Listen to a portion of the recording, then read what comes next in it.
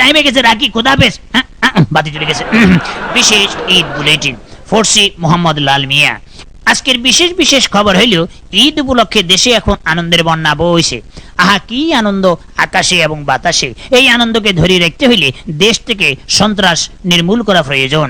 সম্প্রতি সন্ত্রাস ও ইহার প্রতিকার শীর্ষক এক সেমিনারে বক্তারা এই মত প্রকাশ করেছেন। সবারই নির্ভয় এবং নিশ্চিন্তে নিজ নিজ কর্তব্য পালন করে দেখতে হবে। সবার দায়িত্ব হবে সন্ত্রাসীদের দেখা মাত্রই আইন প্রয়োগকারী সংস্থাকে জানানো। কারণ অন্যায় যে করে আর অন্যায় যে সহে উভয়ই সমান অপরাধী। গলাচিপার বিশিষ্ট সমাজকর্মী আব্দুল মুতালিব কবির কণ্ঠে কণ্ঠ মিলিয়ে এক জনসভায় বলেছেন, আসুক নারী সঠিক বাধা, সুখে কেন দেখবি ধাঁধা। যত ঝড় ঝাপটাই আসুক না কেন আপনাকে নিজের গতিতে চলতে হবে। চলমান জীবনে নিজেকে সব সময় চলমান রাখতে হবে। শিল্পীও তাই সুললিত কণ্ঠে গেয়ে উঠেছেন, চলার নাম গাড়ি রে, চলো না তারা তারি রে।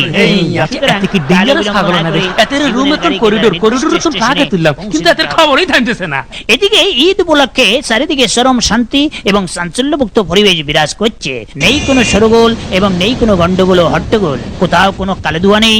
যানজট মুক্ত এই ঢাকা শহরে এখন মানুষ আছে বেশ, কারণ দূষণ মুক্ত পরিবেশ।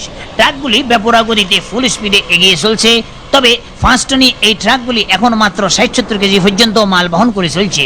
এই প্রথম দেশের মানুষ ঈদের সময় ৯ দিন ব্যাপী দীর্ঘমেয়াদী ছুটি পেয়েছে।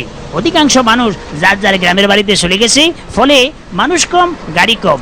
এদিকে ঈদ উপলক্ষে দেশের বিভিন্ন টিভি কোম্পানি বিভিন্ন ধরনের অনুষ্ঠান নির্মাণ করে চলছেন। আমাদের সংবাদদাতারা জানিয়েছেন, রিমোট কন্ট্রোল যন্ত্র নিয়ে বাড়িতে বাড়িতে ঝগড়া বিবাদ শুরু হয়েছে।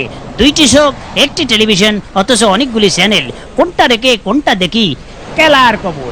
ঈদের ছুটির এই ৯ দিন কোনো খেলাধুলা নাই, কারণ মানুষ এই ছুটিতে খাবে আর ঘুমাবে, খেলবে কে আর দেখবে কে। সব শেষে আবহাওয়ার খবর। আজ আবহাওয়ার খবর খুব ভালো, কোথাও কোনো ঝড় বৃষ্টির সম্ভাবনা নেই। সতর্ক সংকেত দেখাতে হবে না। সাগর এখন শান্ত, ভীষণ শান্ত। খবর শেষ, খোদা হাফেজ।